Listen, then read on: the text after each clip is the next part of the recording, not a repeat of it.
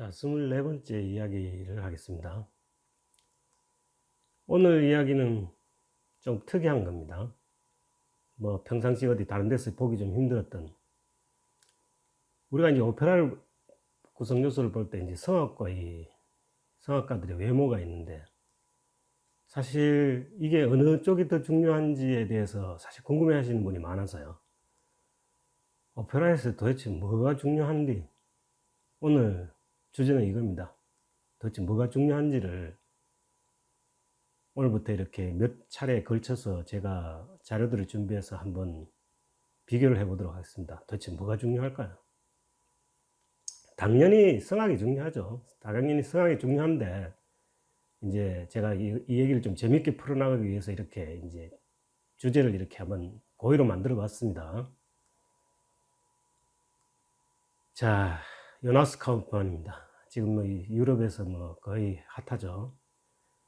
성악가의 외모 이야기를 이제 미녀 오페라 디바하고 또 멋있는 오페라 디브하고 그 남자 성악가와 여자 성악가들을 다 한번 다뤄보도록 하겠습니다. 뭐 물론 이거 전문가들이 들으면 참 웃을 얘기죠. 말도 안 되는 소리를 하고 있으니까. 근데 뭐 저야 전문가가 아니니까 이런 얘기를 이제 재미로 할 수 있는 거죠.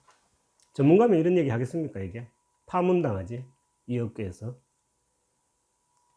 자, 이 성악가의 외모 이야기는 이게 참 금기시되는 주제 아닙니까? 이게 감히 어디 클래식 음악을 하는 사람한테 외모를 갖다 들이대냐. 우리가 무슨 대중 가수도 아니고 영화 배우도 아닌데 뭐 이렇게 되질문할 수도 있죠. 그죠? 근데 사실 제가 이런 얘기를 하는 거는 뭐 정말 뚱뚱하거나 외모가 떨어지는 성악가를 뭐 비하하거나 이럴 목적은 전혀 아닙니다. 근데 제가 이제 제 경험상 오페라 초보자들한테 이제 자주 이런 질문과 이런 얘기들을 듣고 과연 그 사람들한테 어떤 식으로 설명할 건지 하는 부분에 대해서 고민을 하다가 이제 나름대로 이런 얘기도 꽤 흥미롭겠다 싶어서 이제 풀어나가는 건데요.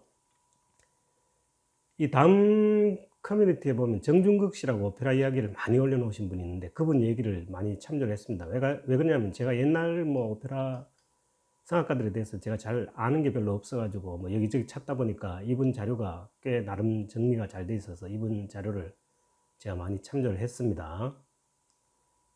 그 다음에 디바 이야기 한 이후에 이제 디버도 계속 끌어나갈 겁니다. 뭐 남자뿐만 아니고 여자, 우리는 또 남녀 평등하지 않습니까?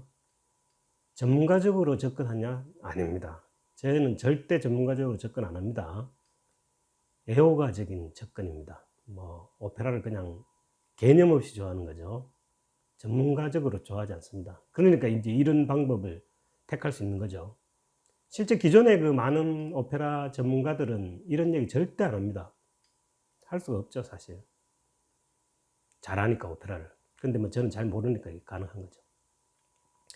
자, 오른쪽 이 여성분은 이제 아이다 가리플리나라고 러시아 마린스키에서 하다가 재작년인가 이 도밍고 콩쿠르에서 1등을 하면서 뭐 일약 스타덤에 올라가지고 이제 그 로미오와 줄리엣도 하고 뭐 플라시도 도밍고가 뭐 이렇게 세계 투어 하는데 이렇게 같이 데리고도 다니고 이러더라고요. 굉장히 아름답지 않습니까? 거의 영화배우보다 더 아름답습니다. 제가 보기에는. 동양적인 미모를 가지고 있죠. 자, 한번 보겠습니다. 우리가 이제 의문이 있습니다. 오페라 디바와 디보의 외모는 오페라 성공의 필요 충분 조건인가? 필요 충분 조건은 아니도 적어도 필요한 조건은 될 것 같아요. 왜 그러냐면 안나 네트로코의 과거 행적이나 지금 최근에 그 남자 그 요나스 카우프만이라든가 이런 분들의 그 오페라 흥행을 보면은 충분히 지금 가능한 얘기죠. 외모하고 성악 실력을 다, 연기력까지 다 갖추는 것은 정말 어려운 일인가? 이건 아마 어려운 일인 것 같아요. 제가 이렇게 보니까. 하여튼 한번 하나씩 한번 보자고요. 오페라와 영화가 근본적으로 다른 게 뭔지 이것도 한번 보죠. 자, 그러면은 이런 사례가 있습니다. 제가 이제 오페라 동호회를 이제 꾸려나가고 있는데 거의 대부분의 회원들이 사실 오페라를 잘 모르시는 분이었었어요, 처음에.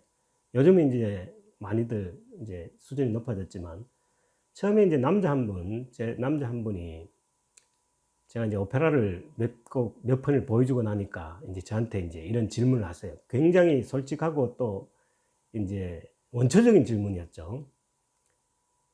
자, 지금 백혈병으로 죽어가는 비올레타가, 아름답고 비올레타가 너무 뚱뚱해가지고 이 마지막에 이제 죽는 씬 같은 경우 알프레드가 안고 이렇게 슬퍼하는데, 슬퍼하기보다는 굉장히 힘들어하는 모습이 너무 안쓰럽다. 실제로 이런 일도 있을 수 있겠죠. 당시에 그 베르디가 당시에 그 라트라비아타를 초연을 할 때 사실 실패를 했었습니다. 그때 이제 비올레타 역이 페니 도나텔리라고 뭐 이런 분이었었는데 굉장히 뚱뚱했답니다. 물론 뭐 이게 실패의 원인이야 뭐 아니었겠지만, 이제 들리는 소리에 카드라 통신에 의하면은 뭐 실패의 원인 중에서 비올레타가 너무 뚱뚱하고 뭐 이런 여자가 뭐 백혈병 죽어서 뭐 백혈병 걸려서 죽는다 그러니까 뭐 사실 전혀 공감이 안 가 탑도 있다 뭐 이런 호사가들 이런 얘기도 뭐 물론 없을 수는 없겠죠. 또 이런 사례가 있습니다. 이 트란도트를 보면 주방 국가 왕자들이, 왕자라면 뭐 지도 먹고 사는데 아무 지장도 없고 뭐 훨씬 호사를 누릴 수 있는 그런 위치에 있는 친구들이 목숨을 걸고 지금 퀴즈에 도전한단 말이에요. 이유가 뭡니까?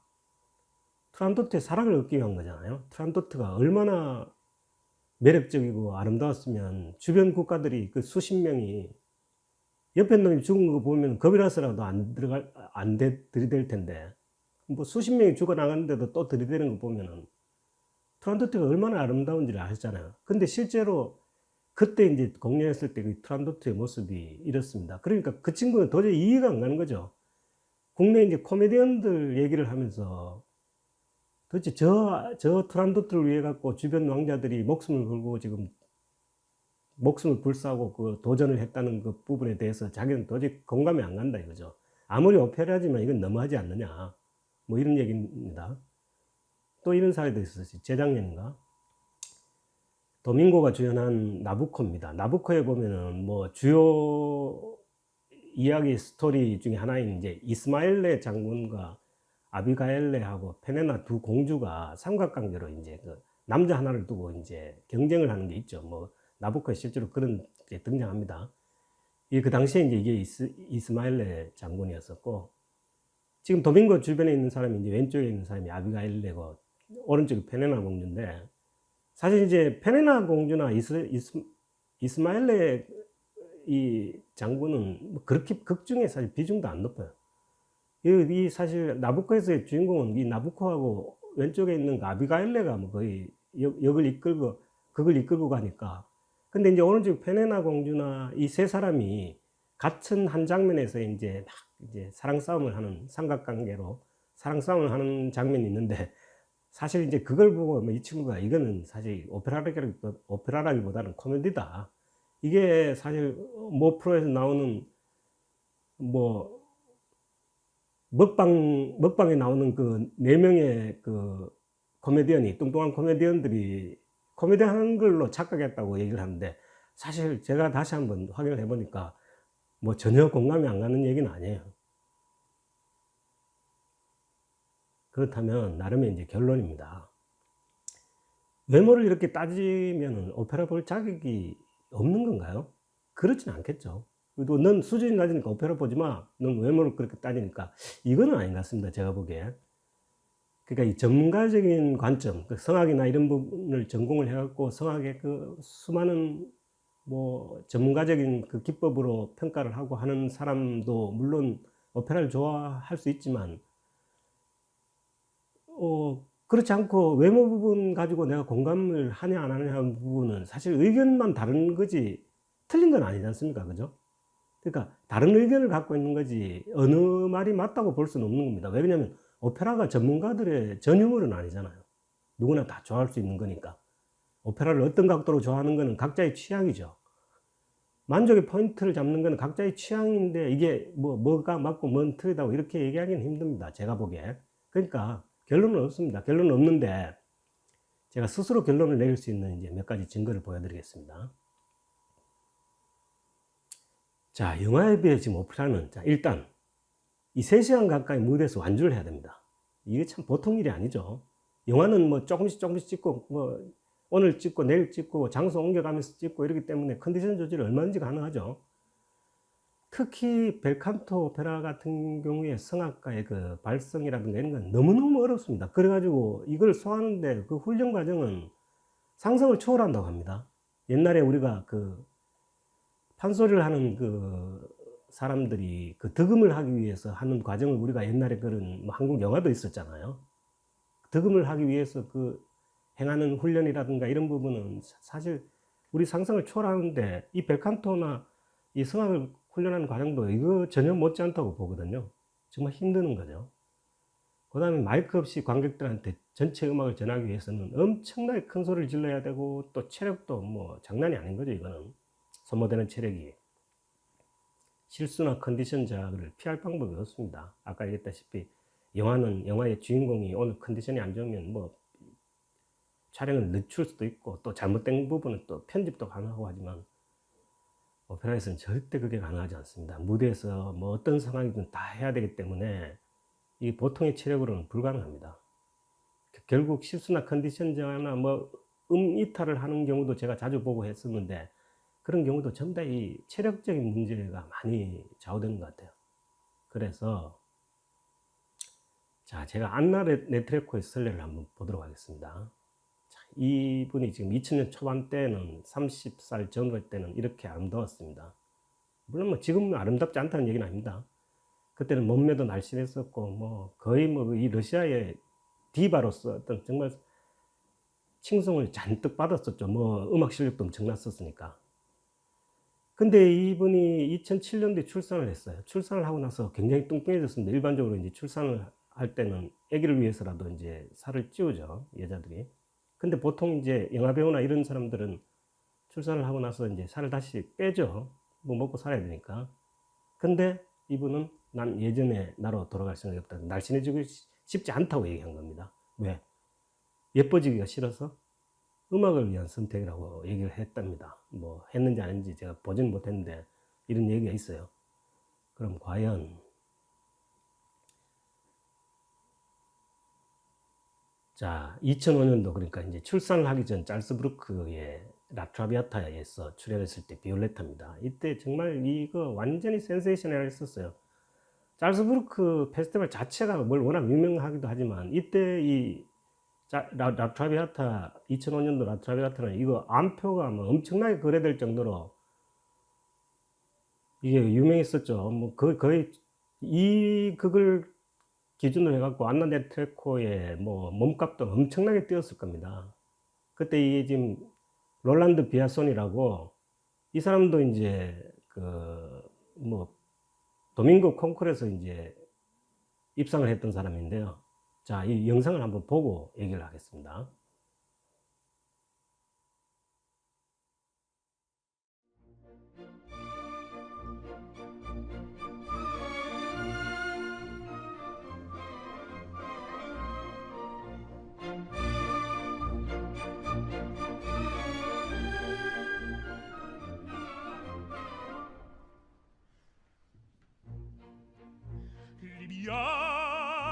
Libiamo l'eretica che la bellezza infiora e la fuggevano la sinebria voluta Libiane i dolci fremiti che suscita l'amore poiché quell'occhio al cuore onnipotente va libiamo amore amore fra i caici più caldi baci avrà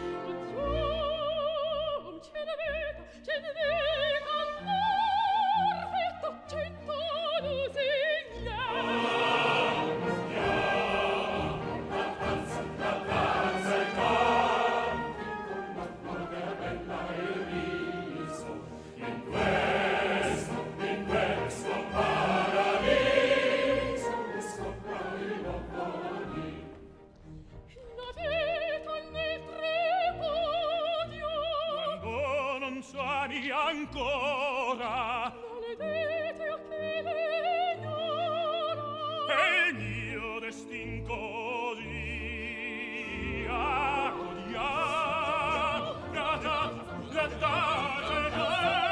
dico la notte bella e vita in questo paradiso ne sopra il mondo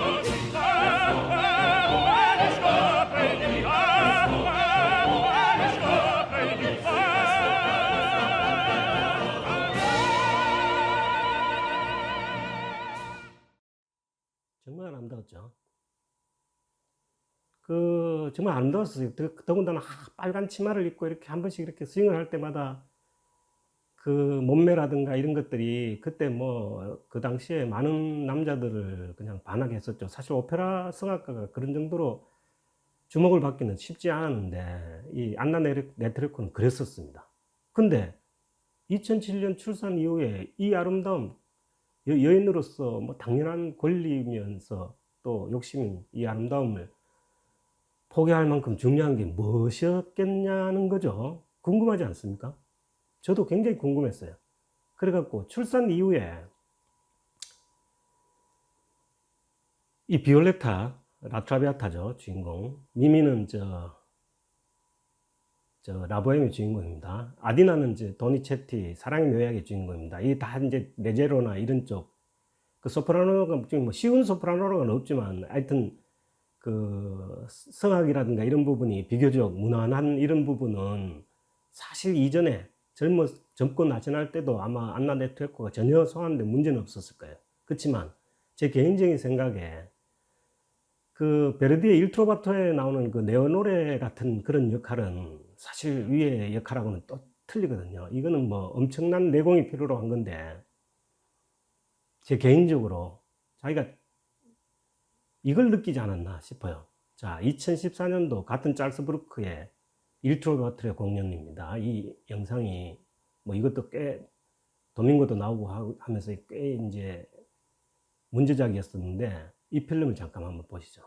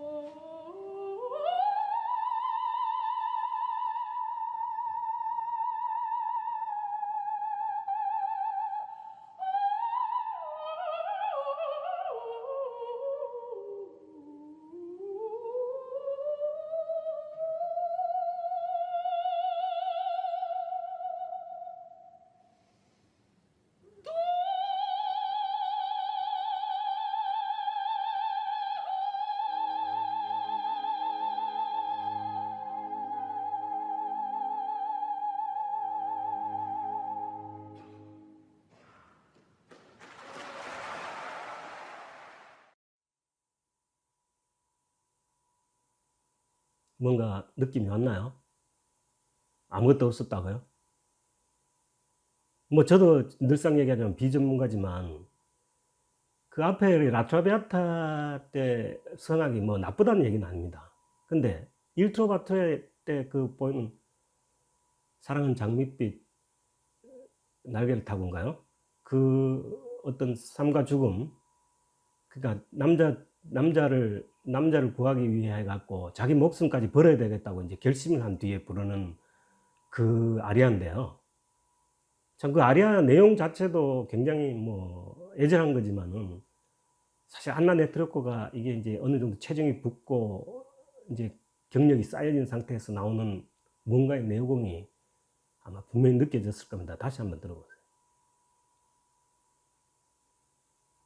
자, 오늘 여기까지고요. 다음 시간에도 제가 오페라 외모 이야기를 계속합니다. 대단히 재밌죠? 이런 주제는 제가 보기에 저도 생각해도 제가 기특합니다. 이런 주제를 선택한 게. 제가 사실 외모 지상주의를 얘기하는 게 아니라는 게 이제 이해되셨죠? 오페라에서 외모 얘기 같은 경우는 뭐 사실 해도 되고 안 해도 되는 얘기지만, 그건 뭐 각자의 취향이니까. 자, 우리가 적어도 그런 얘기는 이제 알고 해야 된다. 이런 뜻입니다. 감사합니다.